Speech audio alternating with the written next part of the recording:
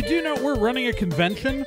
That's right, the Nerd and Tie Expo from September 23rd through 25th, 2016 in Eau Claire, Wisconsin. It'll be exciting, it'll be amazing, and you can pre-register right now at expo.nerdandtie.com. Only 1,000 tickets will be available, so get yours now while you can and join us for, a weekend of magical awesomeness and fairy pants. Fairy pants not guaranteed. On this fortnight's edition of Nerd and Tie, Season 2 get a little crazy as Supergirl is renewed, Daredevil starts up, and Attack on Titans is delayed. There's gonna be an Indiana Jones 5 for some reason, and the con scene gets crazy in Houston, and more coverage on the Geek Girl Chicago situation. All that in the mailbag on this fortnight's Nerd and Tie. Woo! Woo! Woo! Oh, why not? How's everybody doing this fortnight? I'm okay. I am. The great thing about us broadcasting the way that we do from the top up is that right now I'm wearing pajama pants and nobody knows that except for the fact that I just told you all, but you can't see me wearing pajama pants. So I am very comfortable right now. Good job. All right. Okay, I believe you. My voice also got recognized at a Starbucks drive-thru yesterday. That was kind of weird to me. I didn't know the barista, but I pulled up and she says, "I thought I recognized that voice." I'm like, okay, that's what, from the show or from just from stuff that I do. I like he just does stuff. He just talks to people all over town. He just walks up. Yeah, it was very weird. Creeps up to people's windows at night and goes, "Hi, yes, I'm Firsters. Welcome to your bedtime." That's right. Joining me this week in the insanity that is Nerd and Tie. The recognizable voice of the one and only. Firsters. Hi guys. Hi. How are you doing? Usually we don't say our own names. I'm very confused. I'm wearing pajama pants. I know that threw me off too because I realized what Nick was doing as he finished the sentence and paused, and I'm like, oh, I've got to do this myself. What is this? The Dark Ages? Fine, I'll do it. I don't know. I just do whatever I feel. Introduce me, damn it! All right, yes, and in the middle, looking like a Prince Valiant character this fortnight more than Dark any Ages. other. Speaking of the Dark Ages, we got Trey Dorn. This is what happens when I take the bandana off, and this is why I wear the bandana. Trey, I'm curious. I know Xena's getting a reboot, but are you really gearing up for the Hercules reboot or something? Because disappointed. Everybody makes fun of that, and it's like there's this urban legend that he was reading a stage direction, but that's not actually true. He was scripted to say it. It was like he was playing the mirror evil version who was supposed to be over the top and like ridiculously dramatic. Yet people just want to mock Kevin Sorbo for it, when everyone should really be mocking Kevin Sorbo for his insane right-wing religious beliefs. As I would say, there are much better things. There are a lot better things to be making fun of Kevin Sorbo for. His acting is acceptable. Making fun of that awful script, because whoever thought having a guy yell disappointed was a good idea needs to be stopped. Oh no, it was hilarious in the episode. His character was crazy. I guess, but he was supposed to be like a cartoon mustache twirling villain. It was meant to be stupid. Okay, I remember it in context because I actually watched the show. Trey lived Hercules, damn it. Yeah, he was there. He lived the Star Wars. And as for quote my favorite line from How I Met Your Mother, I am your third and arguably best co-host, Nick Izumi. I made it to adulthood without Star Wars prequels. I'm jealous. I hate you. My childhood was intact. I'm angry about that.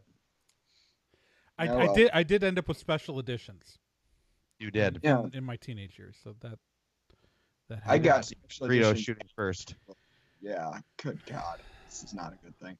Anyway, we should move on to good things because we actually have some good stuff on the roster tonight and some terrible things. But we got mostly good stuff. Talk good things though. Lots of good stuff first. Let's start with the happy news. We here at Nerd and Tie have been very enthusiastic about Supergirl. It's been a pretty solid show. It was a fun show. It was tied for our #1 news show of last year.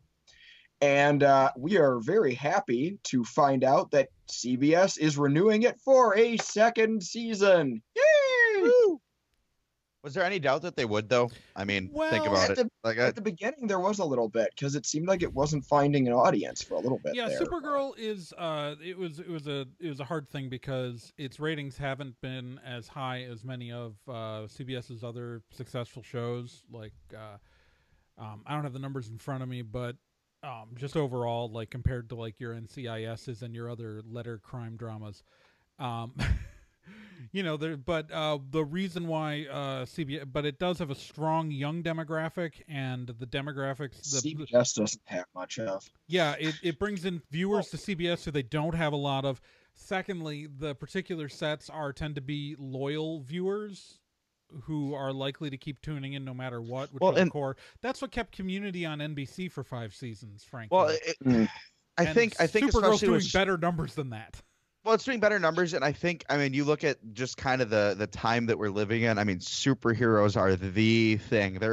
You are not going to lose money on superheroes right now, and I think CBS acknowledges that. And I can bet, you say that, but John Constantine, where is he right now? Well, okay. Couple outliers here and there, but I mean, you look at shows like Supergirl and The Flash and Arrow, and they are all raking in money left and right. And especially with the upcoming crossover between Supergirl and The Flash, I think CBS, greenlighting Flash is almost not fair to compare the others to because that is so far ahead of other TV shows. Well, okay, like that's the #1 drama for a couple of weeks now. Okay, so Constantine just really had the disadvantage of being on NBC. NBC does not know how to market shows at all. More importantly, what happened was that the reason why the DC universe has done so well on television, it all comes down to 2 letters: CW. CW will let shows find a footing with smaller ratings, and because of that, superhero movies were huge, but because of that, the Arrow was allowed to build and find an audience. Flash could find an audience, and so this viewership for who wanted a lighthearted, like non-dark and gritty superhero show started to build, and that allowed Supergirl to then, be a thing. I don't think honestly, I don't think the success of Arrow, of The Flash and Supergirl, maybe even Agents of S.H.I.E.L.D., although Agents of S.H.I.E.L.D. probably is our own thing. All right, let's take that out of the equation. Let's just talk like Supergirl and The Flash. I think without Arrow, those two are impossible, and you do not have the success of those shows without Arrow existing. Oh, definitely not. Arrow is which for better goes to show the absolute power of Stephen Amell. The funny thing is that Arrow's my least favorite out of all those shows. I have to agree. Like, don't get me wrong. I tune in every week.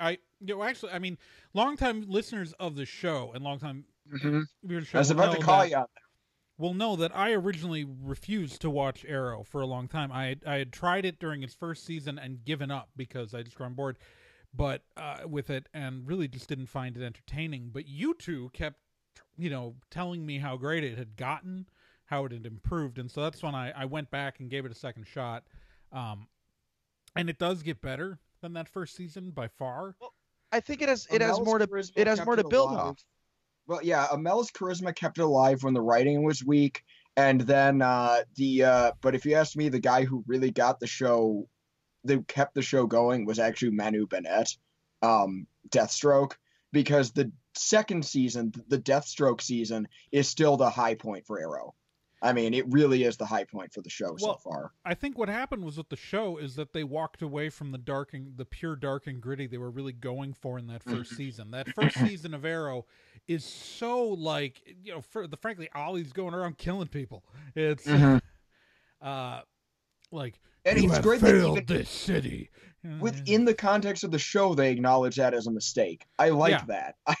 So that's I think the show's done lots of great things. They've taken Merlin and turned him into taken him from a B-list superhero, like supervillain, into like a pretty decent supervillain, to the point where other adaptations now of the Merlin character are now following the Malcolm Merlin model instead of the original Merlin the Archer, Merlin the Magician, Dark Archer thing. So thank God for that, because that was the dumbest supervillain in all of Green Arrow originally. And Green Arrow introduced us to onomatopoeia. Thanks for that, Kevin Smith. Really. And also doing awful things to Stanley and his monster. That run on Green Arrow was just weird. Anyways. But I mean, going back to Supergirl, I think it's awesome that we're getting this lighthearted, rather lighthearted show continuing onwards. Well, and the fact that we're getting it. Sorry, go ahead, Nick. Well, I was finishing the fact that we're getting the Flash crossover here next week. I think is going to open Supergirl up a lot in season 2. I think you're going to see a lot more cool things from Supergirl in season 2, and I think it's going to be a show that could in fact surpass. I mean, it's going to be right up there with the Flash in season 2, in my opinion. I think we just need someone to be respectful to the legacy of Kryptonian superheroes, since we're still not seeing it from, as far as I'm concerned. Next week we're not going to see it, that's for sure. We're not going to see it next Friday. week. Nope, I'm already prepared. I've got my tickets right now. I'm excited. I'm going Friday night. I got a group of people I'm going with. I'm excited because the drive-in is opening early just to show it. They're showing it just for that. That's awesome. They're opening like 2 weeks early this year just to show Batman versus Superman. Are you excited for all 2.5 hours of the movie, Trey, sitting in your car? Well, I'm hoping they're going to pair it with Zootopia as the other feature. So that would be a because I haven't gotten a chance to see that yet. Yeah, because like I can say that's a good movie. Yeah, like it's I'm not it's just not Batman versus Superman. I'm looking forward to Wonder Woman. And actually I think Ben Affleck will be a decent Batman. I'm looking forward to everything but Henry Cavill as Superman again, and it's not Henry Cavill's fault. I'm about to say it's not even Henry Cavill's fault. It's Zack Snyder and freaking David S. Goyer, who needs to be taken out of this equation sooner rather than later. Yeah, it's so fed up with him. Zack Snyder is such a hack. Anyways, so Supergirl Season 2, very excited. Supergirl is I'm looking forward to that crossover in a couple weeks. Next week, actually, the 28th. Right, yeah. But not this week. What I'm saying, it should air by our next episode was what I was mentally calculating. Oh, gotcha. Okay. Right. That's all I was trying to remember. Well, at least we have one DC superhero crossover to look forward. Now, do we know for sure if CBS is going to be showing it on their Monday night, right? Yeah, their Monday night schedules. Or are they going to be pulling it and moving it to CBS All Access? I hope they don't. I think it'll be regular. I think he's trying to make a joke, Nick. Okay. Because it's not a good joke. Because they've got. I'm actually being serious. Could we see CBS potentially doing that? I mean that. Oh, you mean long term? Yeah. Maybe. Maybe. I don't see them doing that though. It's I don't think so. I think it's I think that it's doing well enough where that won't happen. You'd hope it wouldn't. You hope they would. They would. Okay, that's part of why they're doing a Flash crossover. Is that they're taking literally the most popular TV superhero right now. Because again, Flash's ratings are ludicrous for the kind of show that it is, and their budget, yeah, like it is getting. If there have been several of the episodes of The Flash this season have been the highest rated show on Wednesday nights. I mean, like on any Tuesday channel. Nights. It's just Tuesday. Excuse me. I don't know why I was thinking Wednesday. Arrow airs on Wednesdays. Right. Sorry. I miss The Flash so much. Anyway, but yeah, it's. I mean, I watch it on Hulu, so I watched it on Wednesdays, but still. That's probably what I was thinking, because I also watch it on Hulu right now. Yeah. It doesn't come very well. But yeah, it's it like they're putting part of why they would want Barry Allen to be on Supergirl is now you get some of his viewership to hopefully join the people who haven't already been watching Supergirl. Shame on you if you haven't. The reason why Supergirl won't go to CBS All Access only is because Supergirl is owned by Warner Brothers, and CBS acts as their network for distribution. Okay, so they have a contract with it, which probably states that it has to air over the air. The reason why they can put Star Trek on something like CBS All Access, like they're going to do, is because CBS owns Star Trek outright. So that's why though, like Vixen can go on to CW Seed because Warner Brothers owns the CW Seed, and so that distribution, Warner Brothers owns DC, so they can put the Vixen character on their online only network without, any problem. Versus, it's all about IP and stupid crap that nobody cares about. But Supergirl Season 2, awesome is sauce. happening. Makes me so happy. It is my favorite show on television this right now. Just flat out. Not gonna pretend otherwise. It really is a feel-good show. But what superhero is already in his Season 2 that might not be so I was going to say, speaking of Season 2s, this weekend, Daredevil came back. Yeah, it did. Netflix's Daredevil Season 2 returned to Netflix on Friday. Season 2 appeared for the first time. Daredevil technically never left. My sentence was weird, but Season 2 premiered. Whatever. Season 2 premiered, and just gonna... Now, I've watched all but the last 2 episodes right now. I think it's good. Nick, you said you've watched The first two episodes. First 2 episodes, Season 2. For how much have you gotten a chance to watch yet? I've watched a little bit. I've gotten to see where we've been introduced to John Bernthal as the Punisher. Like episode numbers. I couldn't tell you that, dude. Okay. I have to go back and look at the episode numbers because after a while it just kind of blurs into one. Okay, but so needless to say, our reactions here will not be. We're going to keep them spoiler free. So if you haven't watched it yet, don't worry. I've been recording a CD for most of the weekend, so I. Yeah, so don't worry if you haven't watched it yet. We're not going to spoil anything that wasn't in press releases or trailers. It's this season is features John Bernthal as the Punisher, Frank Castle, and Elodie Yung as Elektra Natchios, who is also a regular character in the Daredevil mythos. And Elektra Natchios is played by Elodie Yung, and I think I said her name, but I can't remember. Yeah, you did. But I said it twice. So nice, you said it twice. I'm sure I will not get to see her being a zipline ninja even half as much as I did in G.I. Joe Retaliation, but that's all right, I guess. But so let's talk about this. I guess first things first, it's a lot more violent than season 1. A lot more violent. A lot. Yeah, I'm gonna say that the violence is much more graphic this season, and it's in large part due to the inclusion of the Punisher character. Yeah. Oh yeah, when you see him, you see the first time you get to see his scenes are much more. His fight scenes are much more visceral, much more graphic. For better or for worse. For better or for worse, it's done well. Yeah, it's not. I don't feel like I'm watching something just for the hell of it. Like I'm not watching like Eli Roth, directing like Hostel or Green. Right. No, it's not torture porn. It's not. No, it's not torture. No. Thank God. It does mean though that like I've had to take breaks watching this that I didn't have to take watching season 1. It does make you then relieved though when you get like a fight scene with Daredevil and like.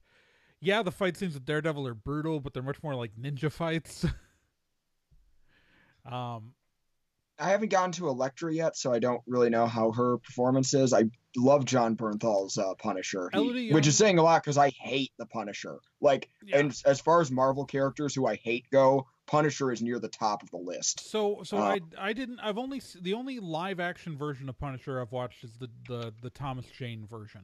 I did not go. I did not see the Punisher Warzone. Is that what? Or Yeah, Yeah, didn't but miss that much, was dude. You taken did. from its director and just mangled because Yeah, it the wasn't woman who good. It was that uncomfortable movie, to watch. she's enormously talented, and that movie was torn from her and just Yeah. destroyed. and I never saw the Dolph Lundgren version of the Punisher. Well, Trey, you're missing out, honestly. Captain America did see that movie. Hey, That is canonically within the comics. Captain America saw that movie and thought it was terrible.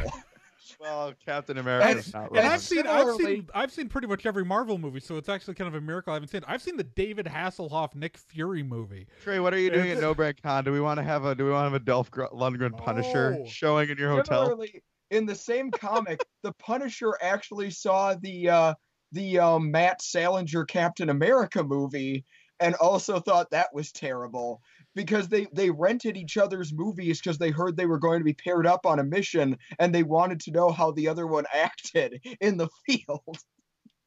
This is canonical within Marvel comics. Who wrote this issue? I don't remember. I'm sorry.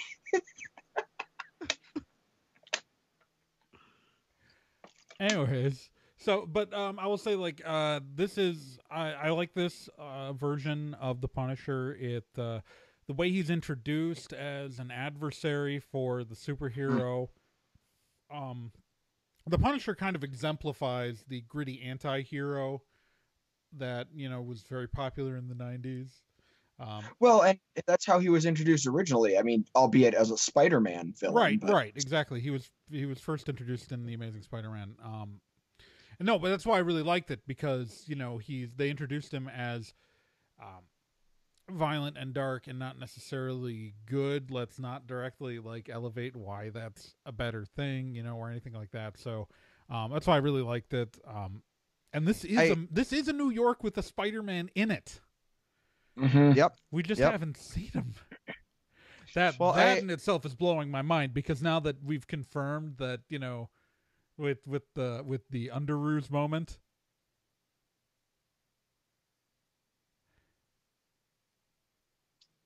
in the Civil War trailer, that Spider-Man is there. Yeah. Well, you'd think that we'd at least get some kind of references to it, but I mean we've gotten so many. Well, not yet, but we've gotten so many references to other things that have happened in the greater Marvel Cinematic Universe. You think they'd at least throw something out there about it, but Well, for Peter Parker, or anything, any Spider-Man related thing. No, what I mean is I don't think it happened because right now I think this Daredevil Season 2 takes place prior to Civil War, and I think Mm-hmm. Spider-Man. Maybe while Luke he's Cage will operating, get something. while we know he's operating because he's hinted at an Ant-Man, he's probably doing something street level. You have to remember, Daredevil doesn't know. They do mention Jessica Jones, in Daredevil, offhanded, but Daredevil doesn't know about the entire Kilgrave Jessica Jones situation, and that happened within a mile of where he lives. Yeah. Mm-hmm. So it's not that. You have to remember that all this stuff can be happening and having epic stories, because they're all trying to keep it quiet, each and every one of them, that if they just don't happen to run onto the same rooftop at night. And you have to remember, Peter Parker doesn't live in Manhattan. Movies to put him in Manhattan. He's Queens, I believe, yeah, right? he's from Queens. Yep. Yeah, New York's a big enough place that you could easily have several superheroes operating there. They'd never run into each other. Yeah. So Peter's off doing street level crime in totally different neighborhoods than Hell's Kitchen. So that's why you're not gonna.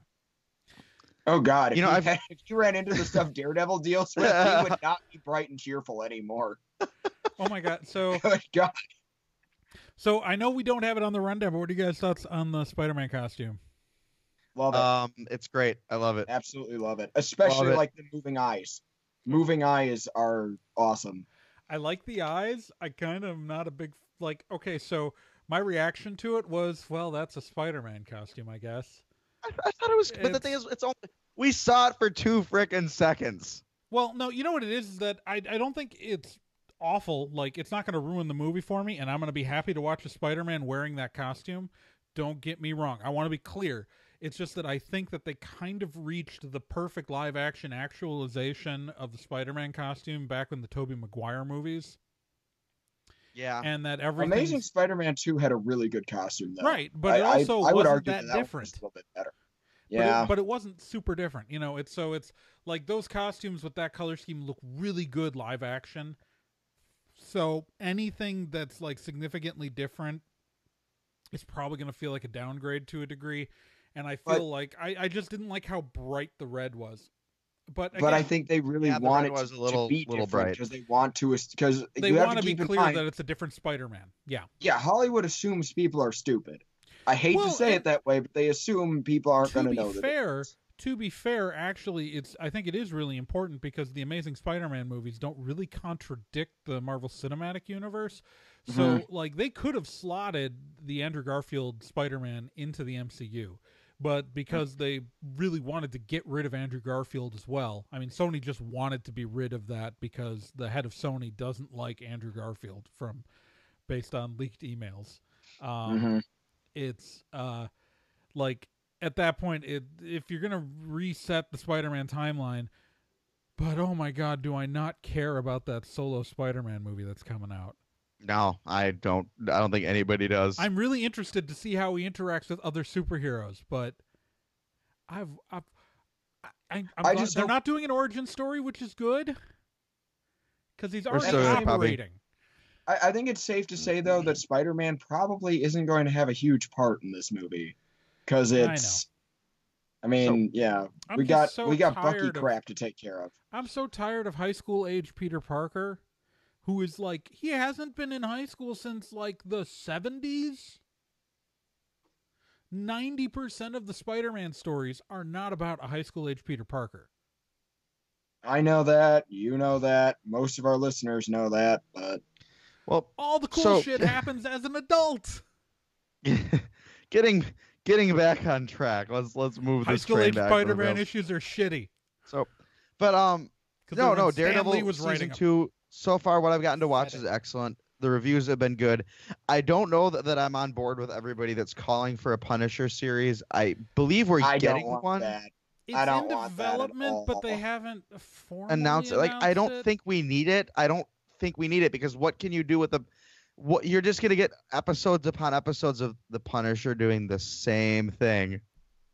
And that's exactly what it would be. It's like a Punisher movie works. He works well in other people's stuff. I wouldn't mind having him in the Defenders, but I'm sure he'll show up in the Defenders. He's fine. It's just I'm saying I'd be fine with it, but I don't think 13 episodes of Frank Castle murdering people is entertaining. I've already expressed how I feel about the Punisher. I wouldn't watch it because I don't like the Punisher. Anyone who knows me knows my favorite Punisher moment in any comic book ever. It's Civil War. It's specifically Captain America beating the Punisher till he's pissing blood because that's the only good thing the Punisher ever did. Yeah. So Nick Bergenski thinks it's best when other human beings are peeing blood. He said it. Only the Punisher. He said it. He wants to watch war veterans pee blood. He said it. Oh yeah, that's definitely what I said, you asshole. He wants people whose families have been killed to pee blood. He said it. Well, now an Electra series, team in the head. And they were and Punisher was in theory also on the same team.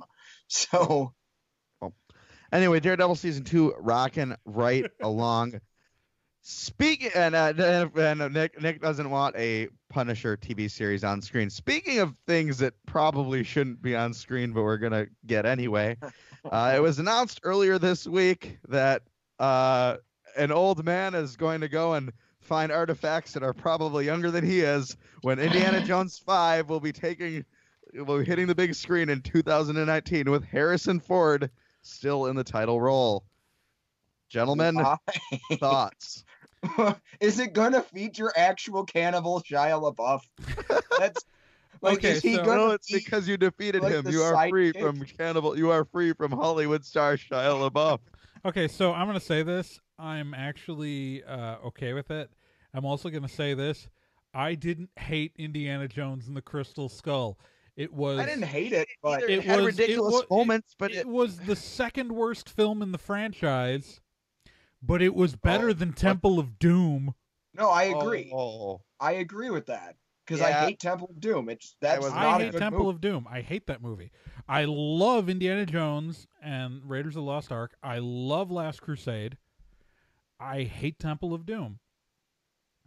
And now Crystal Skull. Okay, Well- so I think the problem is with Crystal Skull is that so I was looking at I was thinking about Crystal Skull when it came out, and all these people were hating it, and I'm like, I couldn't understand why. And they're like, oh, but space aliens? That's insane. Like, and I was like, why is that dumb? And then I realized that I grew up, like, I'm a Wiccan, but I grew up as an atheist, and so with all the Jesus stuff in the Raiders of the Lost Ark and in Last Crusade, I kind of looked at that stuff the same way I at the time looked at space aliens.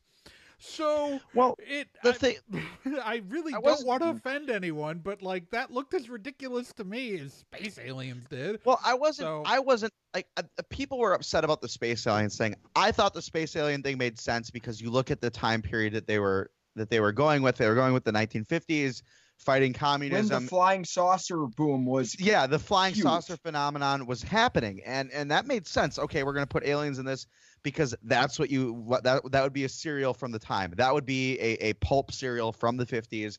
Is that the communists are trying to take over, and oh hey, look at that, aliens are involved. That's what people would read.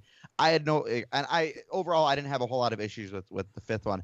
There were just so many moments in that movie that took me out of it, and I'm looking at you, Shia LaBeouf, swinging through the frickin' trees with monkeys Can we to just get back not? to the convoy. Can we not start hating on the refrigerator scene? I I really, don't hate on the I refrigerator. don't scene. understand No, the I hate don't. for that scene. I really Yeah. don't. It doesn't It's really not make any more sense, but ridiculous than anything it's a else Indiana cartoon. Jones has ever But- done. People conveniently overlook how stupid that monkey tree swinging scene was. It made no where the hell? What Lots the, of people hate the monkeys. came out of nowhere. it makes more sense than anything in Temple of Doom. But the writer for the Crystal Skull is coming back to write Indiana Jones 5. We don't know really a lot of plot details about it, other than Spielberg is going to be back, Harrison Ford is going to be back, the where I'm Crystal at. Skull writer is going to be back. I would we- hope. I mean, You he's see how tired old is Harrison gonna Ford be in this? looks all the time, though.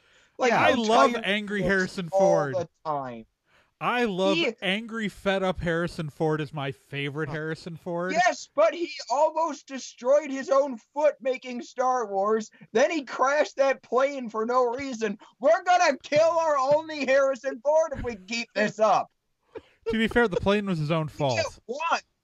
We only get one. The plane is what he was doing in his off No. time. Nonsense. Chris Pratt could very well take up the role of Harrison Ford if Harrison And remember, Ford dies. remember, if something happens to Harrison Ford, it'll delay Supergirl filming because he's married to Callista Flockhart. Oh God.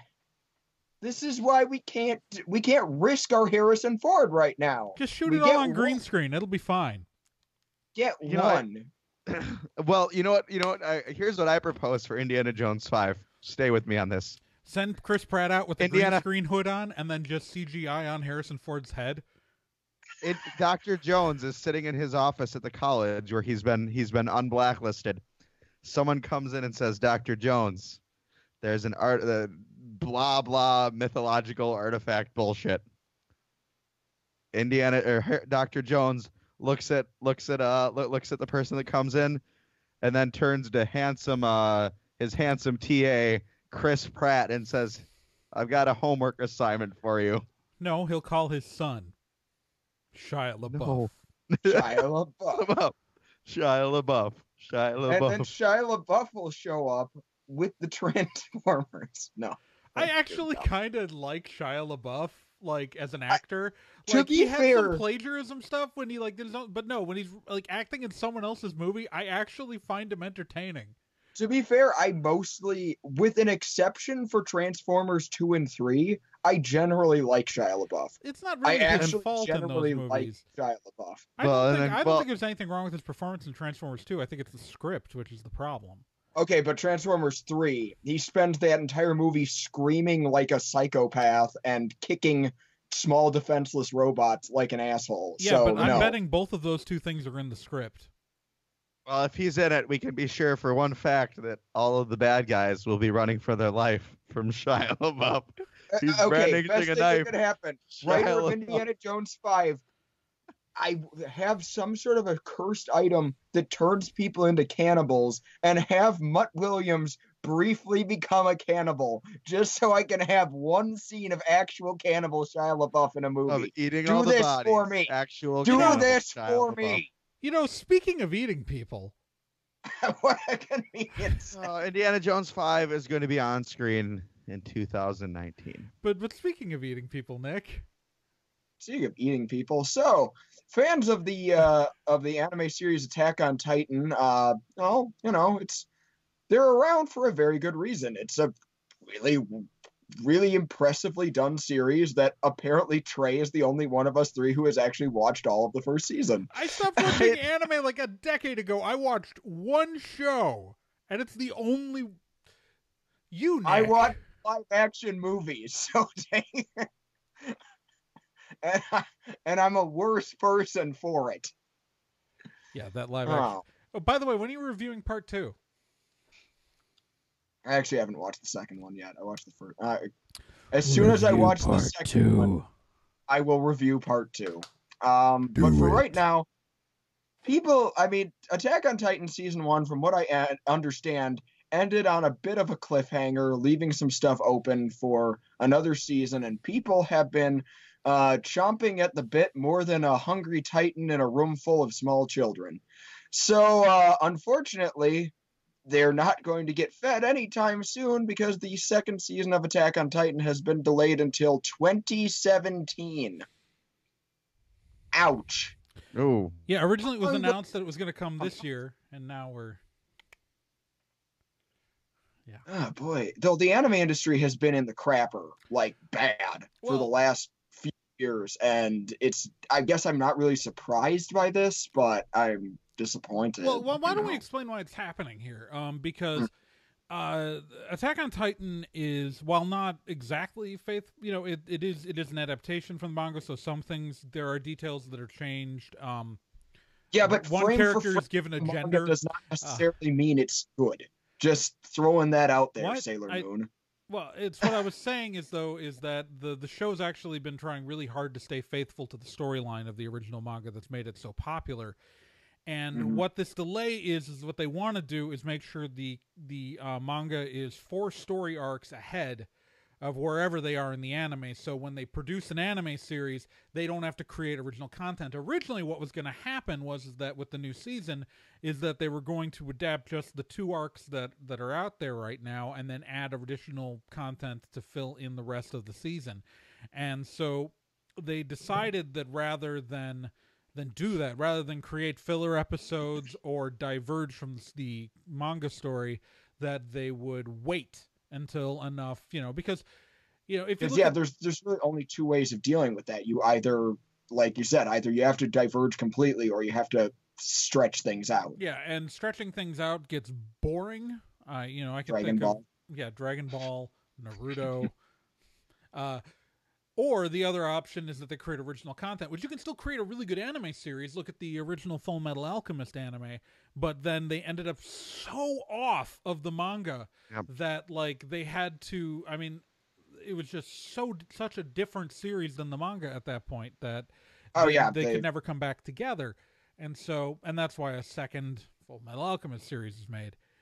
But it's so I totally understand, and it's not being delayed because of some creative problem. It's not being delayed because of some contract. It's not being delayed because of financial issues.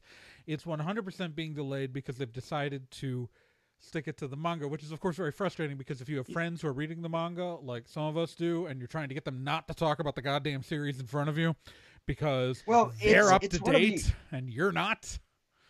One of the biggest I think one of the I do want just kind of as a side rant of one of my biggest problems with modern anime fans is this weird belief that people seem to hold right now that if it's completely faithful to the manga, that means it is inherently the best version. And in the case of Attack on Titan, I understand that the story is very tight in the manga. I can understand wanting to stay faithful to that. That's fine.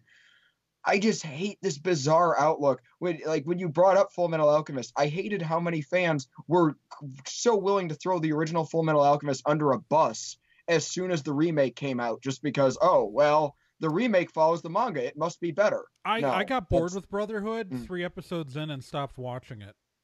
And the was first like, 12 episodes of Brotherhood are unwatchably terrible. Yeah, After that, when it finally diverges from the stuff that the first series did, it actually gets good. But the first 12 episodes are unwatchably awful. What happened was, though, is I tried watching those early episodes, and I just went like, I've seen this, but better. Like, that's really what was happening. It's Full Metal Alchemist was really the last show I like intensely stayed on top of until Attack on Titan. I tried to watch Brotherhood, and I just kept going like, I've watched a better version of this.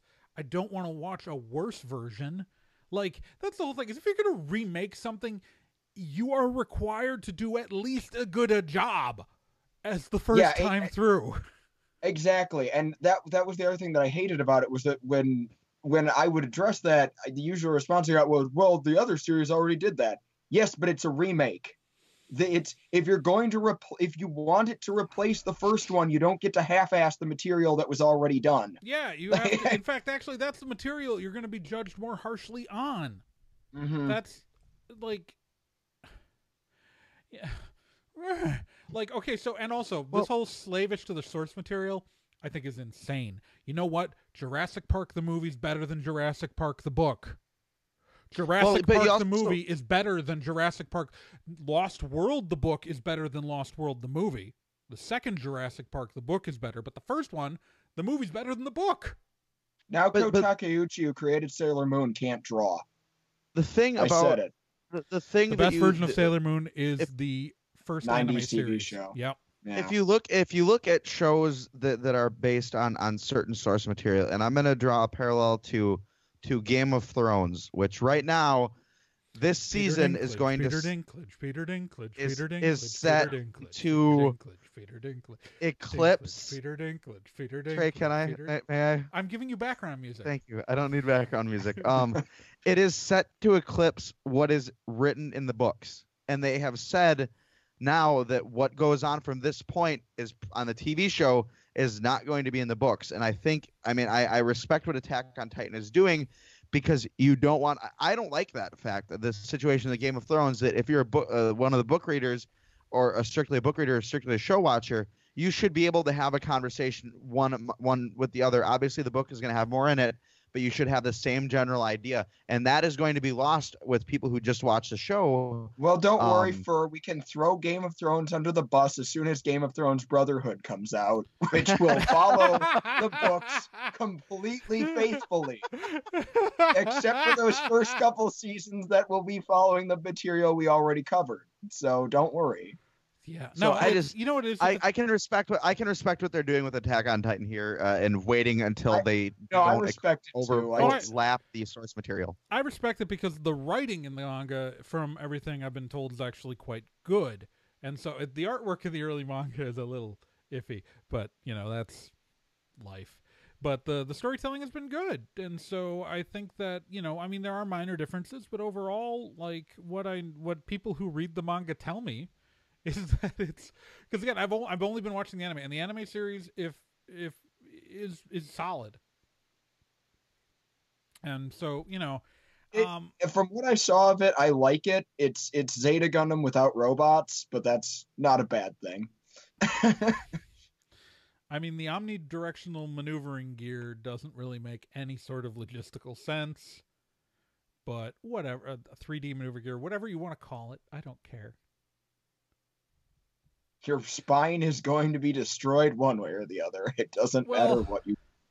Also, there's a leverage issue, and the fulcrum of center of weight, where they're launching that from their thighs, like ow, and the human body doesn't. Okay, anyways, That sounds pretty ridiculous, almost like the con scene. Speaking of ridiculous, wow, are things going batshit crazy in the con scene right now? And we're going to talk about a couple of events. First things first, right now. A big story out of Houston is that Houston, Texas, is that Houston Convention Bureau, the group that kind of oversees all the conventions that are allowed in the city of Houston, is suing Space City Comic-Con over the name Space City Comic-Con. You see, Houston, of course, home of NASA, one of the NASA bases, has been called the Space City ever since NASA was there. Well, since it's space. It's home to Mission Control. Yep. So, naturally, people are going to use that to promote businesses. They've done that forever. Come to Space City comic Pizza, shop, Space whatever. City Plumbers, Space City Spatulas, Space City heating and electric, that kind of stuff. So naturally, it would only make sense that somebody would make Space City Comic-Con. Well, the Houston Convention Bureau is not okay with that and is suing Space City Comic-Con, which is weird because they've been using it since 2012. And they're only getting around to it now. Oh, but there's a reason. There's a reason for it, and a potential reason for it if you're the kind of person that buys in to Illuminati confirmed theory, which might in this case be the case.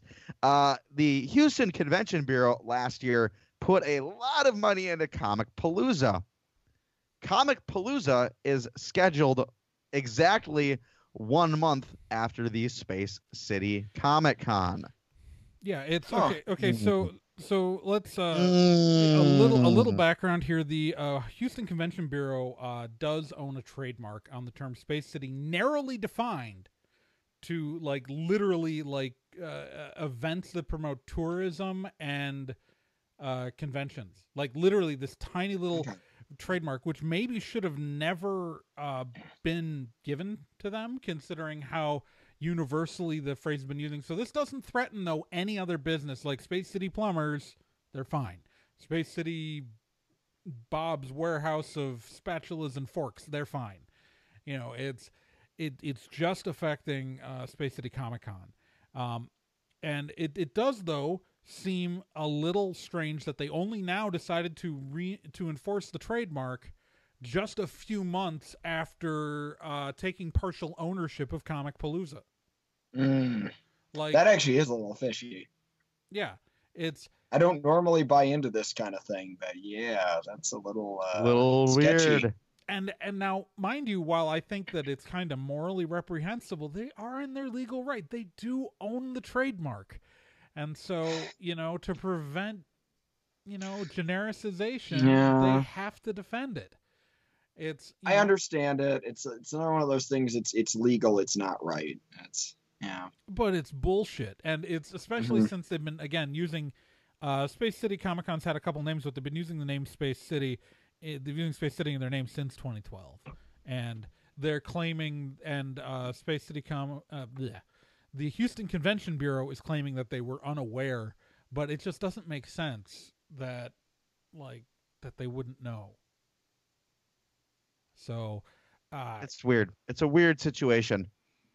It's bullshit is what it is. Yeah. Thank you, Tommy Wiseau.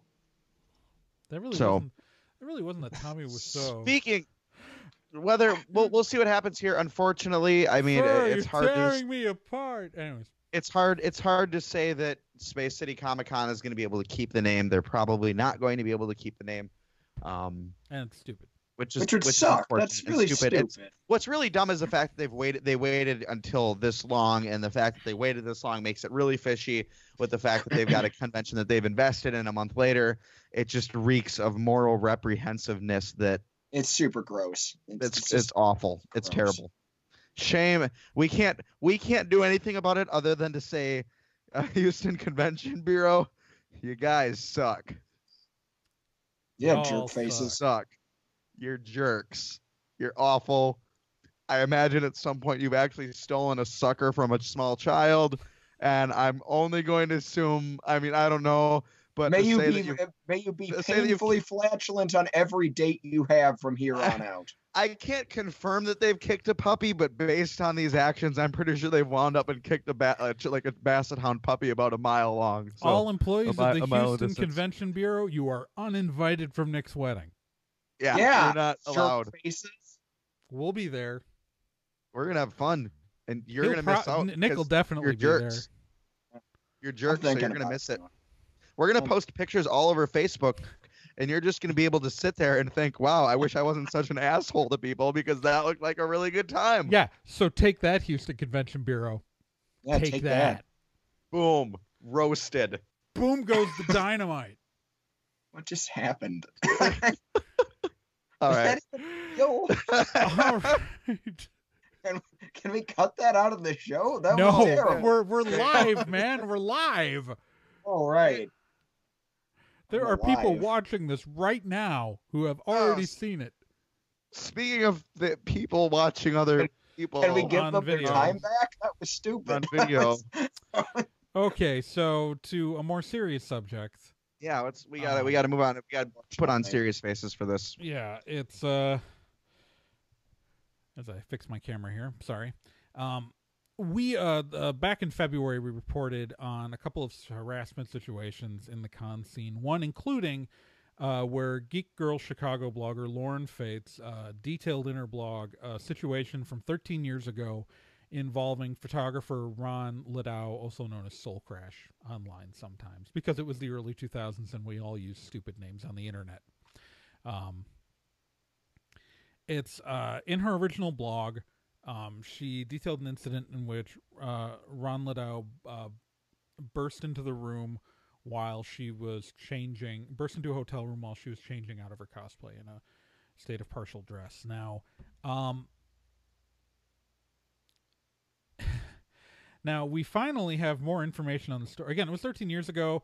People, Ladao put out a statement backing giving a different version of events on what she did. There were many mistakes in her original description of events. Frankly, it's been 13 years, and I dare you to try to give me an accurate, perfect story of any incident from 13 years ago. This was at KazeCon 2003, and everything. Con runners legendarily know of much worse stuff that happened at KazeCon. If you should really ask anyone who was working cons in the Midwest at the time about KazeCon. There's a reason why it doesn't exist anymore. But anyways, it was an awful incident.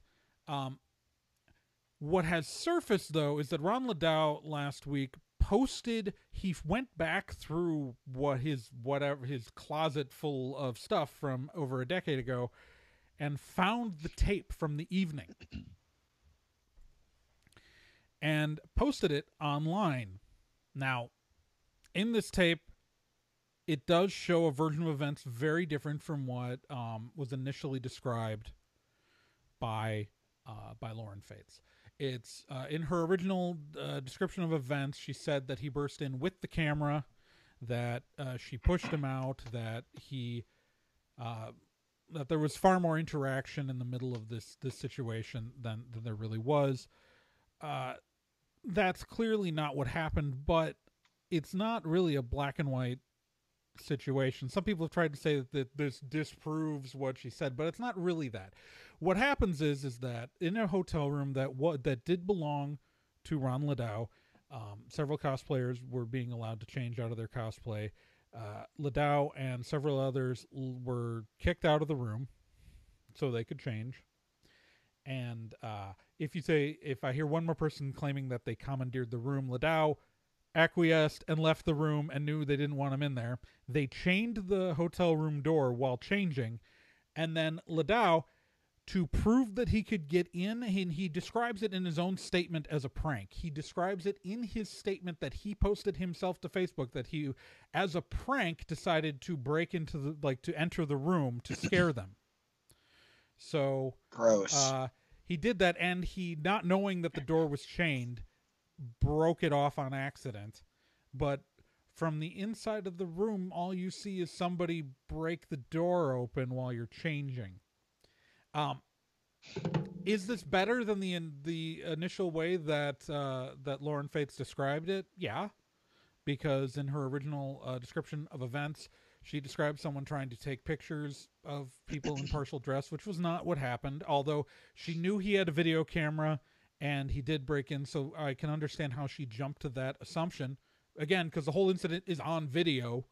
I would say it's on video, so there's not really any doubt that he had a camera. But and so it is but in his own words, it was a prank according to his own words. And so and if you ask yourself what was the goal of that prank, but besides to make someone feel threatened while they were changing their clothes, and that's a clear like harassment moment, right? And nerds who are having to our listeners, for some of you who might be having a trouble understanding like the implications of some of this, or who might even be defending Mr. Ladao, let's describe this in familiar kind of nerdy terminology. In Jessica Jones, Jessica remembers Kilgrave sometimes being way worse than how he actually is. Now, does that mean that Kilgrave is not a god-awful human being? No. But guess what? When you've been victimized by someone, your memories of that person being awful can be overpowering and terrible. Well, this was 13 years ago. She has had that in her mind eating at her for all of that time. I don't hold this. Can you really hold it against Ms. Fates to have interpreted this situation in such an awful way, because it was something awful that happened. And let's also he is still threatening her. Let's also be clear that that the reason why she posted about it in the first place is because she stated other people had been giving her stories about bad situations with this guy.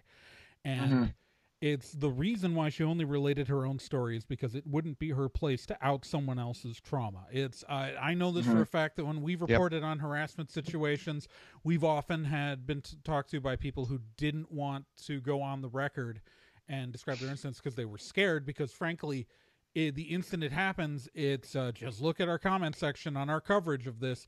It's awful. You'll find these are the one that we did have to delete a couple. But even the ones we didn't delete, you're going to find some, if you look at their comment history on Discuss, you'll find some awful stuff. And you're going to, and what really stands out to me is the victim blaming in this situation. I cannot get, okay, so like it's like, gross. I want to address that for a minute. Sorry. Especially to the people out there who are saying, well, she was in his room, it's obvious she was changing her clothes in front of other, or she was changing for other people. Why didn't she change in a bathroom? All right. If I want to, let's say that she was. Let's say that there were these individuals in there that were watching this happen, and she was okay with them being in there. If I have people around me that I'm comfortable with seeing me taking my clothes off and change, I'm okay with them watching it. That is me and them saying like, okay, this is fine. That's okay.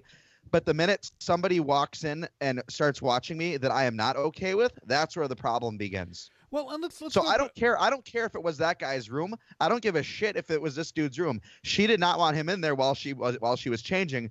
And for some frick knows why reason, he thought, hey, it'd be really funny to try and break in here while she's changing.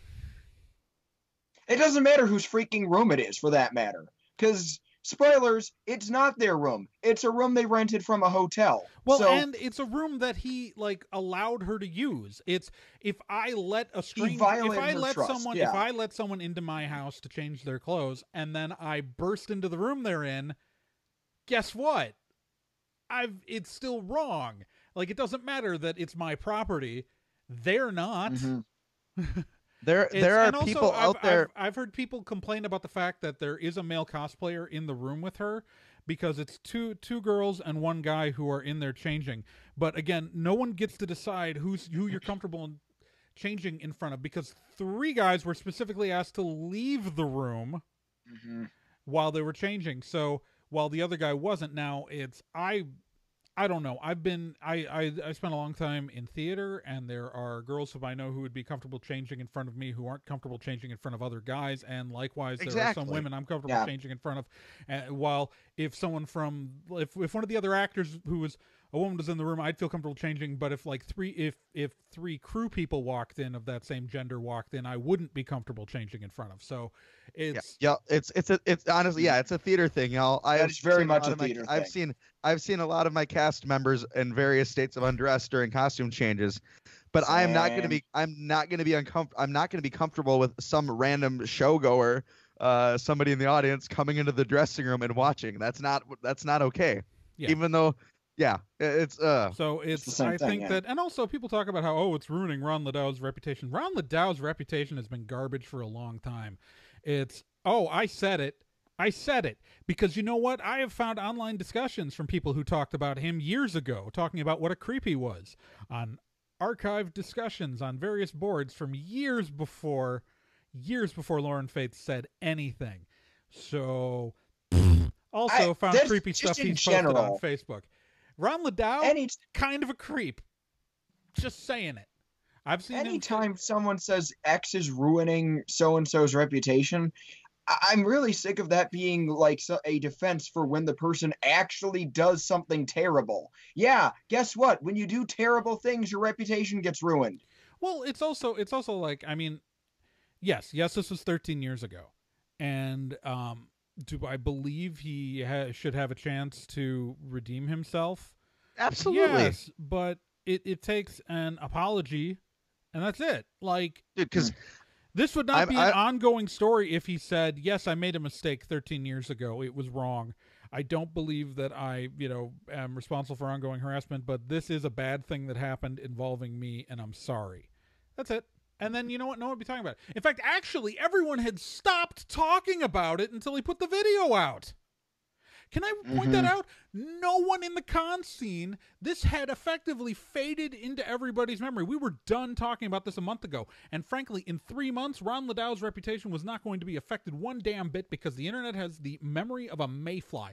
The con scene has the memory of a mayfly, as I have seen people who I have known have done horrible things, who have had that information passed around, and everybody remembers it, but they just let it go because of a lot. That's actually a problem. He had perfect opportunity to let this fade into the past and be a dead issue, and he went and he posted that video, which actually, by the way, still makes him out to be a creep in the situation. Didn't help anything because he had a video. But that's the thing, is it's yes, he is. It makes him look less malicious than the initial story depicted, but people saying that this somehow invalidates Lauren Faith's story really didn't actually read her story or pay attention to what was happening in the video. Really what's happening is they're not paying attention to what it would be like for the person in the room. They're looking at the point of view of the video and not what it would look like to be in that hotel room while those events are happening outside the hotel room. Well, it's akin to saying, well, for years they've been saying that guy punched that poodle. But really, he just kicked the dachshund slightly. That's totally different, right? I mean, it's more like saying that guy only punched the poodle 2 times, not 5. Okay, yeah, that's a better. Yeah. So it's still terrible. if you're trying to defend the actions and say whether A, she deserved it because she was using her hotel room, his hotel room, or B, it was a joke, or whatever bullshit excuse you're going to use to try and invalidate that, you're awful. If you want to say it was 13 years ago and that maybe he's a different person than he was 13 years ago, then maybe, yeah, we do need to hear other things about this person, but it doesn't change what did happen then. To go with the old Lion King quote, the past can hurt you if you let it. And right now he's letting it hurt him, and he's not apologizing, and that's all that really could have helped was him saying, you know what? Because you know what? I've done stupid, shitty things in the past, but you know what I've done since then? I've apologized, and you grow as a person, and you don't let those things happen again. Crazy, isn't it? So, anyways, we got mailbag. But before we do mailbag, we should actually probably mention a couple of things that I didn't bother adding into the show notes. Sorry about that. And that is, before the next episode, Nick and I are both going to be at conventions. Yes, this is true. Where, yeah. Yeah, 2 days after I get married. Yeah, because that's the kind of crazy person I am. At that point, my wife to be, and at that point, my wife and I are going to be at KaroshiCon at NIU. That's Sunday, April 3rd. Sunday, April 3rd. That's Northern Illinois University. Who won their second round March Madness game on the weirdest frickin' 3-point half court shot ever. So, KaroshiCon. That's what I think when I hear NIU. So I don't know what that means, and I don't care. But KaroshiCon is one of my favorite one-day anime conventions. It's really weird that it's on Sunday, but whatever. You should swing by because it's really fun. Raina and I will be there. We will be selling art. I will be friendly as always. So come on, swing by. It'll be that's great. in DeKalb, Illinois. Yeah. Also on Sunday, April 3rd, because one-day Sunday conventions are a thing. I will be at the Independent Show / HoosierCon. HoosierCon's all weekend, but the Independent Show is only on the Sunday portion. And I will be at the Independent Show in Indianapolis, Indiana. The Independent Show is an independent comics convention that happens twice a year. Their spring show for the second year in a row, they're running in conjunction with HoosierCon, which is a gaming convention. It is free. It is free, and it is free. So if you are in Indianapolis or within driving range, come down to Indianapolis on Sunday, the April 3rd, and come see me. I'll be doing demos and having comics, and it's free. It's free. It's free. Also, actually, let's go to the rest of HoosierCon. Also, last year they had like an Artemis Bridge, and they have like tons of tabletop games, and they're really fun people. They're really awesome people, and again, it's free. It's free. Guys, what are you doing? It's free. It's free. Do it. Do it. Let's set us all free and go to the mailbag, Nick. Let us look in the mailbag. We've got some delightful letters from all of you listeners, and we're starting off with one from the guy we all know and love, good old Archimize, with subject Saint Patty May. Hey, nerds and ties. As this episode takes place shortly following St. Patrick's Drinking Day, I was curious, who are your favorite Irish characters in media? Bonus points for Irish anime characters. Also, do you think reading the back of the movie Blue Thunder would make a good wedding speech? No, Archimize. I really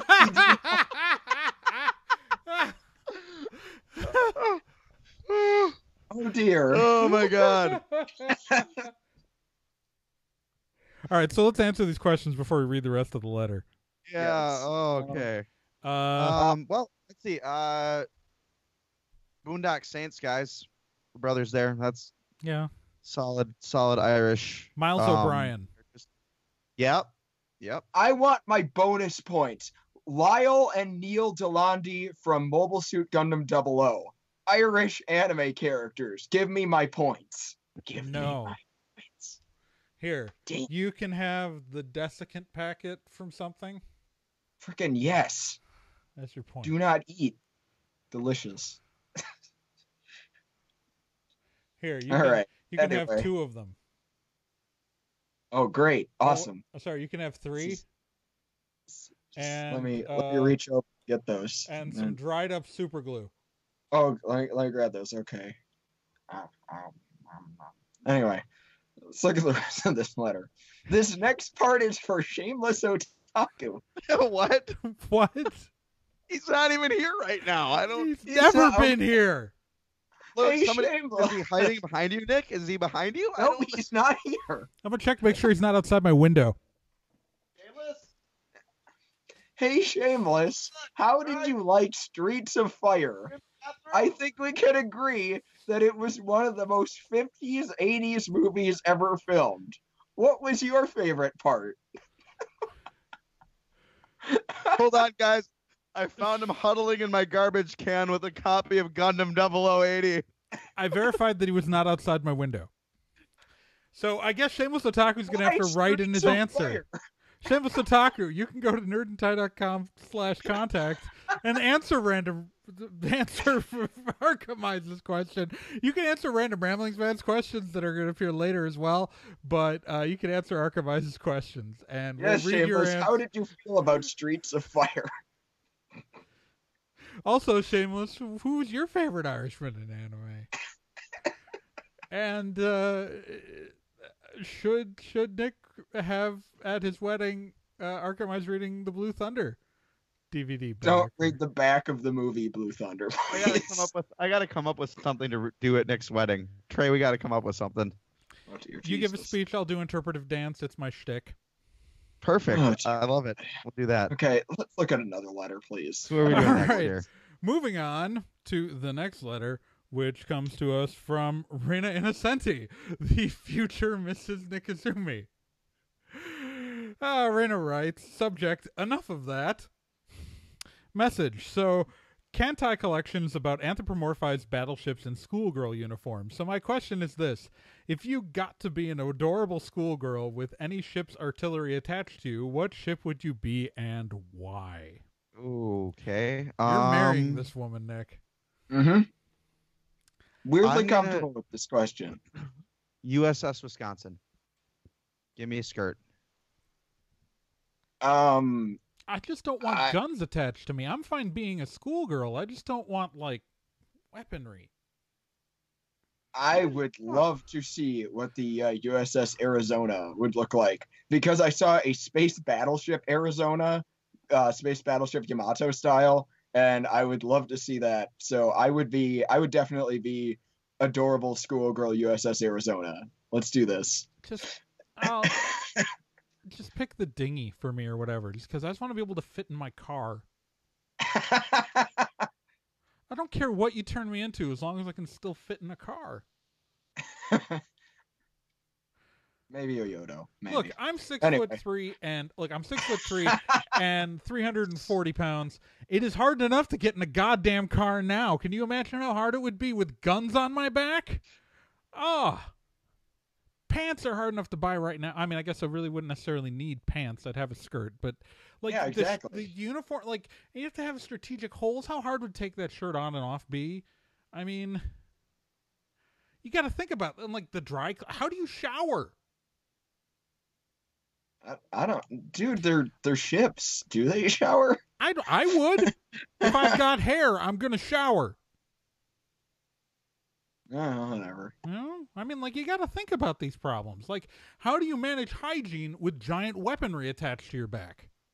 From what I understand, they remove the weaponry now and then when they're not, Well, why would fighting. I ever put it back on? Then what matters what ship I am?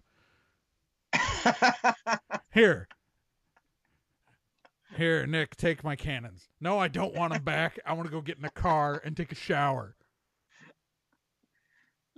Content collection is such trash. I'm not even kidding. I don't care that you just sank your spring to me. I just want to be able to still drive my car and watch Daredevil and take a shower. Should I read the novel that we just got? Yeah, please do. All right. Our next letter comes from Random Ramblings Man, and he writes, "Devils, unnecessary media, and boy bands?" Question mark? Hey, happy evening to everyone here at Nerd and Tie. I hope this past fortnight was a nice one for all of you. It was very hit and miss for me. Even as I'm typing this, we're preparing for snow despite the start of spring. Only in New England, am I right? I know, right? Tell me about it. Once you hit the hills on Boston, it's just a madhouse. Boston. It's a madhouse. Anyways. A madhouse. Well, it took me longer than I'd hoped, but I managed to binge watch the entirety of Daredevil Season 2 on Friday without spoiling anything. I hope it was good. Not as great as the first season, but a good, steady season with some remarkably high points. Can I just point out that he was saying, without spoiling anything, I hope. He wasn't hoping it was good after having watched it. Let's just... Here's hoping Luke Cage's first season proves just as worthwhile in September.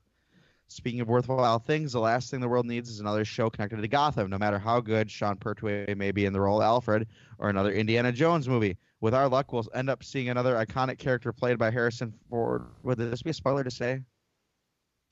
Yeah, don't spoil that. I'm not going to read that. Let's hope neither of them end up happening, eh? And Trey, thank you so much for posting about Dead 7. I'm so watching that when it premieres. It looks like it'll be glorious. What definition of glorious is yet to be seen? Obviously, as good as a movie about 90s boy bands teaming up to fight zombies can be. Come on, man. In the Old West. In the Old West. How can you not want this whole thing was Nick Carter's idea. That makes it better. I can't wait to buy this soundtrack. It's made by the Asylum, and you know that they just said, "Hey, let's grab the guys playing zombies in Z Nation when they're done for the day and throw them in this Old West backlot." I can't wait for the soundtrack. The soundtrack, I am buying that thing the minute I can. It's gonna be incredible. Well, that's all I've got for now. I don't have any real opinion on the new Civil War trailer other than Spider-Man's costume looks wonky. But if a wonky costume is the price I have to pay for a good character, then I'd buy that for $1. Till next time, my intrepid buds, stay random. Thank you, Random Ramblers. Yeah, I enjoyed the RoboCop reference in there. I'd buy that for $1. Yeah. Thanks, buddy. Too innocent. It's again. I think I made my thoughts clear about the Spider-Man costume. That I'm not a huge fan, but I don't think it's awful. It's like, oh, we've given you like the third best version of something. Doesn't make it bad. Just makes it not as good as the, two better versions. That's I like fair. the eyes. I like the eyes only because, although I one day hope that we'll get a Spider-Man with like the full face 90s Spider-Man eyes. So much of face. It's the whole face. And the Spider-Man eyes, makes sense because like white silk is actually pretty easy to see through. Not to mention, everyone liked the emotive Deadpool eyes, which was probably a big motivating factor. Yeah. Let's be honest here. Oh boy. Well, I don't think that there's much else to look at aside from the Vomit Hat Steve challenge at this point. So let's bring it on, Vomit Hat Steve. To the Vomit Hat Steve challenge. All right, boys and girls and small rodents, let's talk about the Vomit Hat Steve challenge. Rodents listening to the show? At least 6. Oh, cool. Awkward. All right, the Vomit Hat Steve challenge, for those who don't know, is that every episode during this little bit here, I read a portion of a book. The challenge to you, the listener, is to guess what book I am randomly reading from. How it got its name or why we do this is unimportant. We just like it. If you guess what book we're reading from, then we add you to the Hall of Awesome. The benefits of the Hall of Awesome are as follows. 1, we read your name out every regular episode of the podcast. 2, we put your name on the website. 3, nothing else, you greedy son of a bitch. Jeez, you jerk. If someone guesses the book, then we move on to another book. So that's the only real incentive to getting it right after you get yourself into the Hall of Awesome, is that you can force me to have to grab a different book out of one of the many bookshelves in this room. But the current members of the Hall of Awesome are as follows. Well, I was actually kind of annoyed when the last one got guessed because I was like really planning on sitting on that one for a long time. And then they went Minnesota librarians. Thanks, Minnesota. Okay. But also, thank you for listening, because we like listeners. All right, the curved people are in the Hall of Awesome. Archimede, Zero, Ren Incenti, Cheesy McDammy, Krista, Slithery D, Shameless Otaku, The Random Ramblings, Man, Corfan, Capito, Chris Graham, Lillisaurus, Paper Godzilla, Cavsy, and the Minnesota Librarians. And now, I will read another sentence from our current tome of text. From this page. No. Of course not. If you know what book that's from, go to nerdandtie.com and click on the contact form. Excellent. Or go to the contact form if you have anything else you want to tell us. Tell us, why do you think my hair looks ridiculous? This is getting cut before the next episode. Why exactly do you think that Nick parts his hair like a left-handed person? Why exactly do you think that Fur is really going for the Greg Proops? It's do all of this and more. I'm having a great hair day today. Are you kidding me? This is beautiful. This is the best my hair has looked all week. Just go to nerdandtie.com. Click on the contact. Wear your special pants. Wear your normal pants. Wear any pants as long as they are on you and you're not in. Like, wear pants. That's just, I guess, the general crux of it. I'm not really wearing pants. Like I said earlier, pajama pants. Those are a form of pants. Yeah, but I wouldn't wear them. Those are I pants. You wouldn't can't wear deny them. that those are pants. People in I'm college denying wear that those to they're class. I never did that. I never did that only because it was fucking cold in Wisconsin. Yeah, I never wore pajama pants to class. I did, however, walk Like around stuff. campus in just my slippers. I mean, I wore clothes too, but like. Oh, okay. I was gonna say, was it like some? Yeah, was it a dare? I don't. Anyway. I lived All on right, our let's- campus. It was a strange Anyway, time. guys, be on the lookout for our next episode. Also, probably the secret podcast that's going to be recorded in about a week and a half at Nick's wedding. It's going to be great. That is coming up way too fast for my comfort. Oh my Buddy, god. 2 weeks. I know. The only reason why we're not going to do a Batman versus Superman special is because we're going to take pity on the fact that Nick is prepping for a wedding. Mm-hmm. Thank you. I really appreciate that. Oh, boy. So we should get us out of here, Nick. Take us home, Nick. All right. I'm still Nick Izumi. I have always been Professor Fur. And I will always be Trey Dorn. Remember to support us on whatever formats you so choose. We look forward to seeing you next fortnight on Nerd and Tie. Subscribe to us on Stitcher. Subscribe to us on iTunes. Subscribe to us in the Google Play Store. We're in all three places. Subscribe to us in your mind, your heart, your body, your soul, your shoes, your pants, even your underwear. Twitter. Follow us on Twitter. Follow us on Tumblr. YouTube. Follow us on Facebook. Follow us everywhere. Follow Hit us up on our home. Tell us how good Nick looks over Twitter. Send us a special message. We want to know. We love you all. Have a wonderful fortnight, everybody. Dance party. Keep on spocking in the free world.